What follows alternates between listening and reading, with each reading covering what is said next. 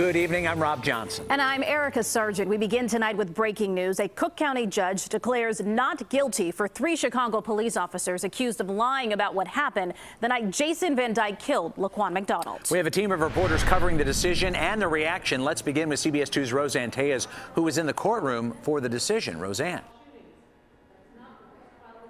That's right, Rob. Was it a cover-up or honest mistakes? The judge was clear that she did not think the actions of these officers rose to the level of official misconduct.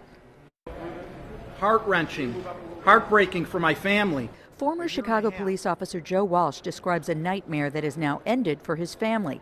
That after he and his co-defendants, Officer Thomas Gaffney and former Detective David March, were found not guilty of a cover-up in the killing of Laquan McDonald. Prosecutors say they hope the case was at least a crack in the wall of the code of silence. The judge obviously had a very different view of the evidence that we did. Everybody has seen that video. Referring to the video showing Officer Jason Van Dyke firing 16 times as McDonald appears to walk away. The police reports that the police officers submitted painted a picture that was totally different from what was in the video. The police reports, whether or not the angle was the same in this case, is irrelevant. 2 people with 2 different vantage points can witness the same event but describe it differently.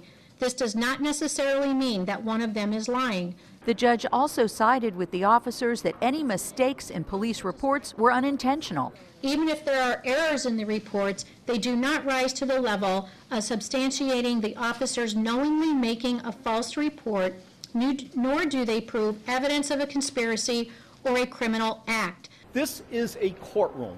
You can say whatever you want on the streets, but in a courtroom, if you charge these men or anybody else, you better have the evidence.